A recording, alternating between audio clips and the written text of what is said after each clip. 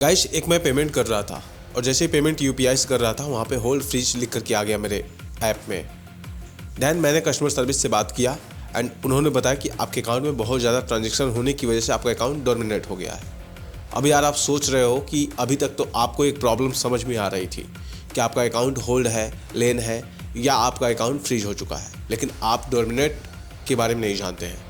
इस वीडियो में दोस्तों मैं अपना एक्सपीरियंस शेयर करने वाला हूं जो मेरे साथ हुआ है एंड किस तरीके से आप इस प्रकार की समस्या से निकल सकते हैं उसके ऊपर भी हम बात करेंगे। इसलिए वीडियो का कोई भी पार्ट स्किप मत करिएगा एंड पूरा समझने का प्रयास करिएगा। गाइज इस प्रकार की समस्या आने के बाद मैं अपने बैंक के ब्रांच पे गया, अपने होम ब्रांच पे गया एंड यहाँ पे जाने के बाद बेसिकली मैंने बात किया कि ये मेरे अकाउंट में इस तरीके की प्रॉब्लम क्यों आ रही है।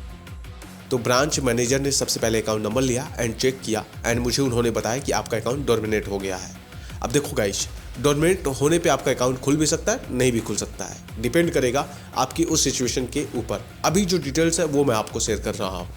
उन्होंने बताया कि 77 या 777 करके कोड लग गया है। ये जब आपके अकाउंट में डोमिनेट कोड के साथ लग जाता है तो आपका अकाउंट खुलना थोड़ा मुश्किल होता है, क्योंकि इसमें बैंक को आइडेंटिफाई करना होता है कि जो बंदा है वो किसी प्रकार का फ्रॉड तो नहीं है, वो बंदा किसी प्रकार का स्कैम तो नहीं करता है।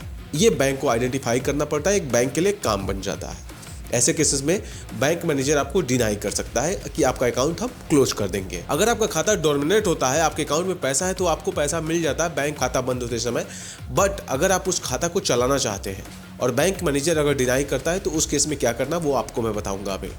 गाइज मेरे केस में हुआ क्या कि मैंने उनसे कहा कि सर मेरा अकाउंट ये कैसे ओपन होगा, तो उन्होंने बताया कि मैं आपका ये अकाउंट ओपन ही नहीं करना चाहता हूँ, क्योंकि आपका अकाउंट पे डोमिनेट जो लगा हुआ है 777 का है और आपके ऊपर मुझे ट्रस्ट नहीं है। तो मैंने उनसे कहा कि सर मेरे फ्री रिचार्ज, आप खुद देखिए फ्री रिचार्ज में कुछ ट्रांजेक्शन हुए हैं 100, 200, 300 रुपये का, जिसमें कि मैंने अपना ARB कॉइन सेल किया था, बाई किया था, उसी के पेमेंट यहाँ पे आए हैं। इससे पहले यूनियन पेमेंट बैंक में लेता था, इससे पहले SBI में लेता था, कभी इस प्रकार की समस्या नहीं हुई, लेकिन HDFC मेरे साथ ये समस्या हो गई। तो मैंने उनसे कहा कि मैं आपको प्रमाण दे सकता हूं अगर आपको लगता है कि मेरे ऊपर भरोसा नहीं है। तो उन्होंने कहा नहीं, मुझे आपका मुझे कोई एविडेंस ही नहीं चाहिए, आपको मैं प्रूव करने का मौका ही नहीं दूंगा, क्योंकि मुझे आपका अकाउंट रखना ही नहीं है अपने पास में। तो यार सोच के थोड़ा सा बहुत अजीब लगा, थोड़ा क्या बहुत अजीब लगा कि ये स्कैमर को तो पकड़ नहीं पाते हैं।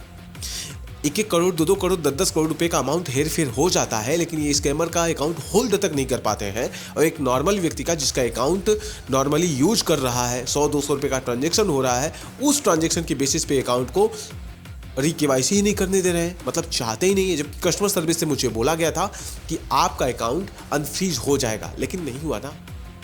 यहाँ पे प्रॉब्लम हो गया कि बैंक मैनेजर डायरेक्टली डिनाई कर दिया कि करेंगे ही नहीं हम, आप कुछ भी कर लो।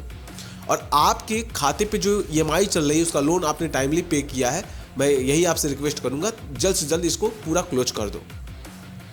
तो फिर लोन क्यों दिया था, अगर EMI क्यों बना था, ये अलग अलग तरीके के सवाल आ गए बीच में, जिसके बारे में उनसे बहुत अच्छे से डिस्कस करने का प्रयास किया। बट फाइनली रिजल्ट यही निकला कि हम आपका अकाउंट ओपन ही नहीं करेंगे और दूसरा अकाउंट भी अपने यहाँ ब्रांच में ओपन नहीं करने देंगे। तो यार थोड़ा सा ये भी लगा कि यार ये तो दादागिरी जैसा हो गया कि मतलब आइडेंटिफाई करो ना, मतलब मैं सारे एविडेंस देने के लिए तैयार हूँ तो आइडेंटिफाई करो, बट ये एक्सेप्ट नहीं किए उसको। मैं फाइनली ब्रांच से आया, फिर मेरे मन में चलता रहा कि यार 900 रुपये का अमाउंट है बैंक में, क्या करना है, छोड़ दो, जाए तो कोई दिक्कत नहीं, क्लोज हो जाएगा, हो जाने दो। बट मैं आपको बता दूं कि ऐसे केसेस में अगर आपके पास ये दिक्कत हो रही है तो आप कुछ भी नहीं करना है, मतलब अगर कुछ नहीं करते तभी कोई दिक्कत नहीं होने वाला है। मैं आपको पहले ही बता चुका हूं, क्योंकि मैं ऑलरेडी आपसे एक एक्सपीरियंस वाले SBI ब्रांच मैनेजर से बात करके एक वीडियो शेयर कर चुका हूं, जिसमें कि बताया है उन्होंने कि अगर आपका होल्ड अकाउंट होता है, फ्रीज होता है, तो लेन होता है, तो ये कोर्ट ऑर्डर पर सही हो जाएगा, लेकिन जब डोमिनेट होता है तो ये ब्रांच मैनेजर के हाथ में होता है। ये बात मुझसे पच नहीं रही थी। फिर मैंने ट्विटर X पे ट्वीट किया एंड वहाँ पे फाइनली बताया कि मैं HDFC के अकाउंट ब्रांच में अपने गया था एंड वहाँ पे मेरा प्रॉब्लम सॉर्ट आउट नहीं हुआ। मैनेजर ने साफ मना कर दिया। कुछ देर बाद एक रिप्लाई आता है एंड एक कंप्लेन रजिस्टर्ड होता है, जिसका ईमेल भी मुझे मिल जाता है। अब ये HDFC केयर से ट्विटर हैंडल पे हुआ, जिसके बारे में ऑलरेडी आप लोगों से शेयर कर चुका हूँ कि अगर आपको भविष्य में कभी समस्या आती है इस प्रकार की, तो आप लोग ट्विटर पे जाकर के उस बैंक का हैंडल यूज करिए एंड अपनी प्रॉब्लम को शेयर करिए। अगर आपका बैंक मैनेजर नहीं सुनता है तो आप अपनी इस प्रॉब्लम को ऊपर लेवल तक पहुंचा सकते हैं। वैसे तो इससे पहले भी मैंने कई बार प्रॉब्लम अपना शेयर किया था ट्विटर पे एंड सोल्यूशन मुझे मिल गया था, बट यहाँ पे 19 फरवरी तक का मुझे टाइमलाइन मिला है कि इस टाइमलाइन में मुझे सोल्यूशन मिल जाएगा। अब अगर वो ऊपर से उनको प्रेशर होगा तो वो अगर मेरा अकाउंट KYC करना चाहेंगे तो वो करेंगे आके, लेकिन मेरा भी एक वसूल हो गया भाई कि मैं दोबारा जाने वाला नहीं हूँ बैंक पे, अकाउंट खुले या ना खुले। हाँ, मैं उस बेसिस पे वीडियो बनाऊंगा, क्योंकि एक व्यक्ति अपना समय निकाल के बैंक पे जाता है और बैंक वाले उसकी कदर नहीं करते हैं। और जब नया कोई ब्रांच खुलता है तो वो रिक्वेस्ट करते हैं कि कोई क्लाइंट लाओ, मेरे यहाँ कोई अकाउंट खुलवा लो। तो इस प्रकार का प्रॉब्लम है। बड़े बड़े स्कैमर को तो पकड़ नहीं पाते, कहीं कहीं RBI के कानून के ऊपर भी उंगली उठता है। हाँ, मैंने उनसे कहा था कि भारत सरकार क्रिप्टो पे 30% का सेबी का टैक्स लेती है, तो उन्होंने बोला कि लेती है लेकिन लीगल नहीं है ना हमारे पास। तो हमने कहा ठीक है, लीगल नहीं है तो मैं ITR वगैरह देने के लिए रेडी हूँ, और ARB कॉइन बहुत ज़्यादा इनकम नहीं है उसमें, 200-400 रुपये कमा लिया नहीं तो वो भी नहीं है, बाई सेल करना होता है। भारत सरकार ऐसे वेबसाइट को बैन क्यों नहीं करती है? अगर ये वेबसाइटें इलीगल है तो भारत सरकार इसे बैन क्यों नहीं करती है? आखिर रीजन क्या है? हर दिन एक नया कलर ट्रेडिंग एप्लीकेशन भी आ जाता है मार्केट में, लोग करते हैं। एक नॉर्मल ग्राहक, एक नॉर्मल दुकानदार अपना दिन भर दुकान चलाता है एंड उसको कोई पेमेंट करके चला जाता है एंड उसका अकाउंट अगर इस ट्रांजेक्शन की वजह से 100-200 की वजह से डोमिनेट हो गया, फिर तो गया वो। मेरा तो मान लो 900 रुपये का अमाउंट था, किसी का अगर 2000-4000 का अमाउंट होगा तो ऐसे केसेस यार बहुत पड़े हैं। ऐसे लोगों से आपको लड़ना पड़ेगा। अगर आप चाहते हैं ज़्यादा पैसा है तो जो प्रोसेस बताएं उसको प्रोसेस को फॉलो कर लीजिएगा। भाई आपसे छोटी सी एक रिक्वेस्ट है, कभी भी ऐसे मामलों में वकील के चक्कर में बिल्कुल ना पड़े, क्योंकि ये कोर्ट आर्डर पे डिपेंड होता है। अगर आप वकील के पास जाएंगे तो अच्छा खासा आपसे पैसा का हनन किया जाएगा, आप परेशान हो जाएंगे। तो बेटर है कि आप वेट करें कोर्ट पे। लेकिन अगर आपका अकाउंट डोमिनेट होता है तो इसके लिए आप ट्विटर हैंडल का इस्तेमाल करके अपनी कंप्लेंट को रजिस्टर्ड करें एंड इसमें जो रेजोल्यूशन मिलना होगा वो आपको टाइमली मिल जाएगा।